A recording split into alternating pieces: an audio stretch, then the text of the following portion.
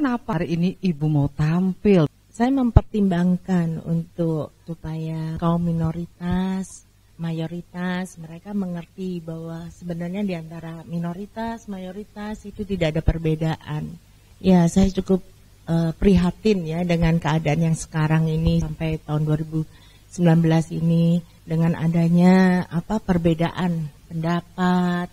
Terus semakin hari semakin kesininya mau pilpres semakin banyak hal-hal di dalam kehidupan orang-orang minoritas, double minoritas, ketakutan-ketakutan yang seharusnya kalau mereka mengenal dengan benar paslon nomor 2 itu tidak perlu.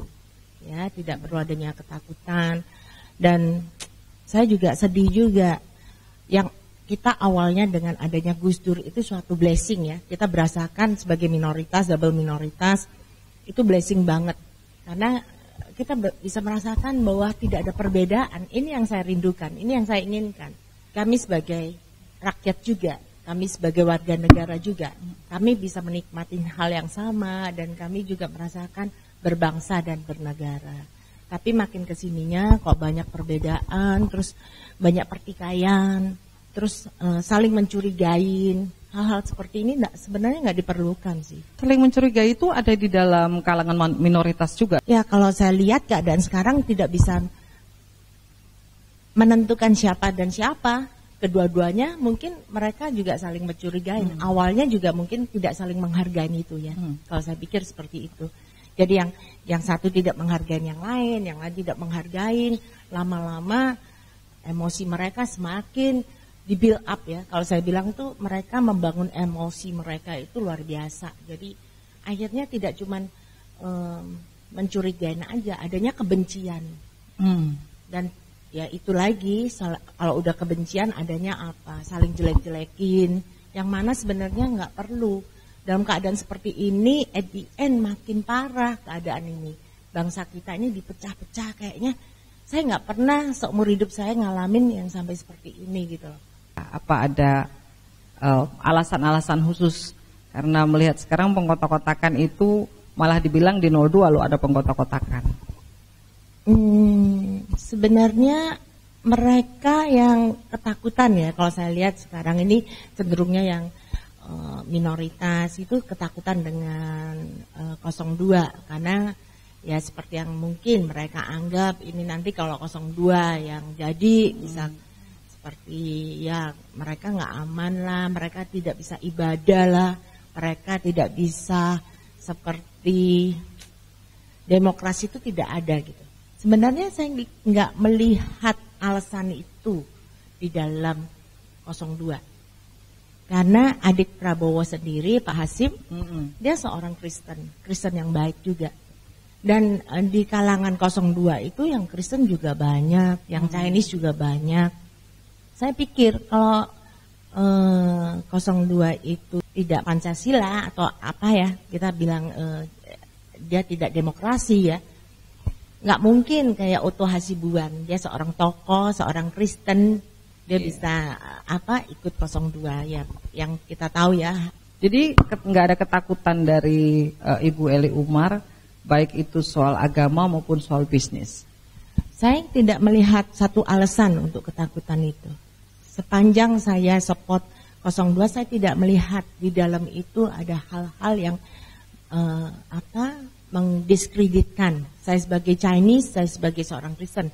Karena di kalangan saya support 02 juga banyak yang Chinese dan banyak yang Kristen. Kalau melihat dari secara pribadi, Bu Eli melihat Pak Prabowo, apa yang membuat Ibu menjadi kayak ya udahlah ini pilihan saya? Apa yang melatar belakangi Ibu bisa melihat Pak Prabowo seperti itu?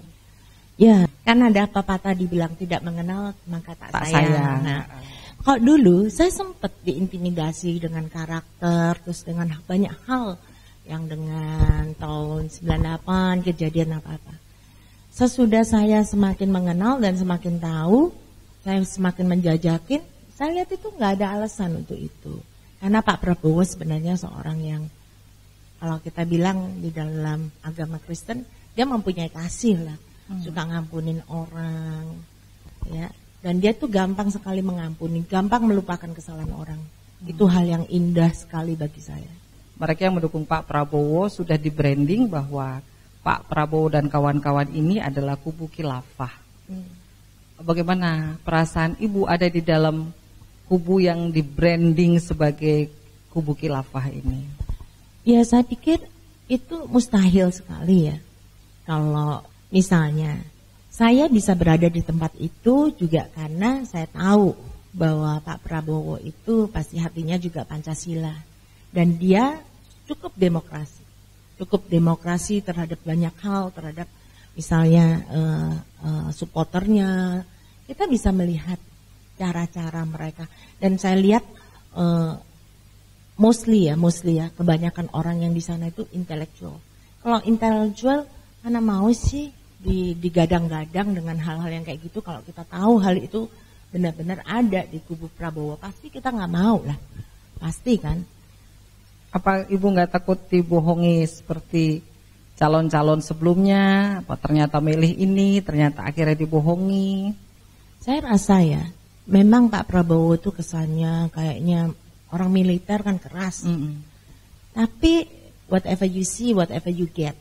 Apa yang kita lihat ya itu yang kita dapetin. Jadi dia kayaknya bagi dia harga dirinya adalah di perkataan dia. Sekarang Bu, apa harapan Ibu untuk Pak Prabowo? Harapan saya adalah kita bisa kembali damai. Saya sebagai seorang Kristen ya, saya pengen negara ini kembali damai. Dan antara mayoritas dan minoritas, mungkin Pak Prabowo bisa membawa ke dalam kesatuan lagi seperti zamannya Gus Dur. Dan melupakan luka-luka yang ada sepanjang tahun 2014 sampai 2019. Ya mungkin mayoritas juga terluka-luka dengan perkataan minoritas. Minoritas juga terluka-luka mungkin dengan gosip segala, intimidasi segala.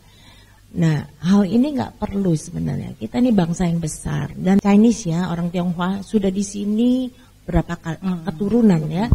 Jadi saya rasa, saya harapkan sih untuk kedepannya kita kembali akur, kembali damai, kita balik lagi bersatu waktu seperti bagaimana Gus Dur mengakurkan kita, tidak ada perbedaan, tidak dikotak-kotakan dan kita maju bersama untuk membangun bangsa ini. Karena kita bangsa yang besar, kita bangsa yang kaya, mari buat bangsa ini bermartabat di mata bangsa lain. Tuhan akan memberikan apa yang terbaik buat bangsa ini.